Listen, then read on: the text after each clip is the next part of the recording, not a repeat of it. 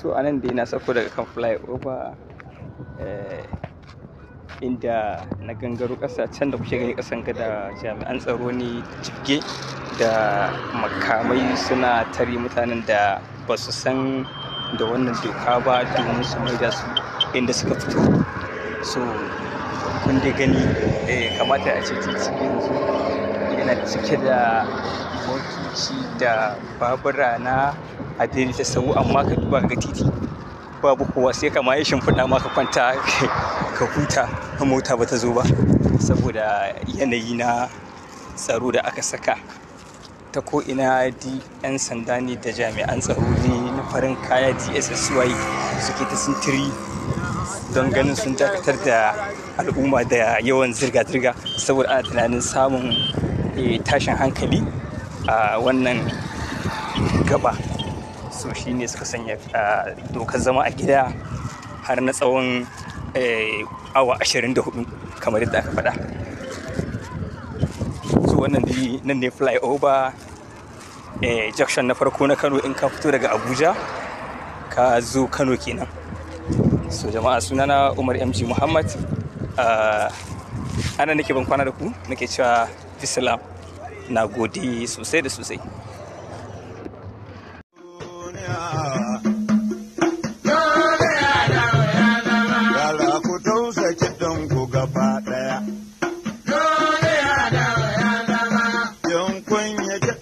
Ku tsira ba in ma kun ƙi kiɗin ba ku tsira ba.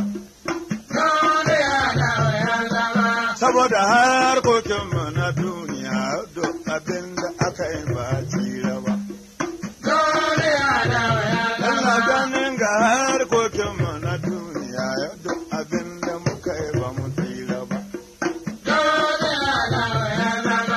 In kai kirki ba ka tsira ba, in kai rashin kirkin ba ka tsira ba.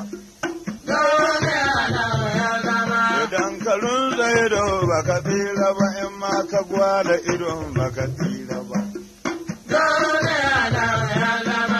In ka shiru ba ka tsira ba, in kai yawan magana ba ka tsira ba.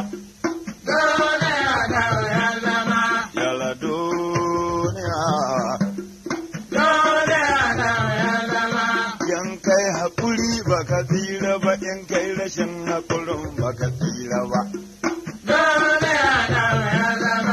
In ka yi faɗa ba ka tsira ba, in ma ka ƙi faɗan ba ka tsira ba. Mai gani ana yi masa dariya, makaho ba zai tsira ba. Mai ido biyu an masa dariya, mai ido ɗaya ba zai tsira ba. Mai kawawo an masa dariya, yara gurgun bai tsira ba. Da matarka ana yi maka dariya, yara gwauran bai tsira ba. Kai ku tausa kiɗinku gaba ɗaya. Yan uwa ku zo ku ji kalmar gaskiya.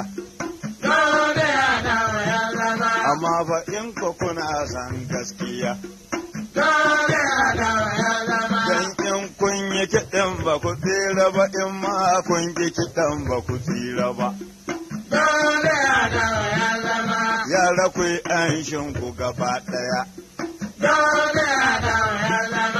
In kun anshin ba ku tsira ba, in kun ƙi yin anshin ba ku tsira ba. Da nima da na yi waƙa ban tsira ba.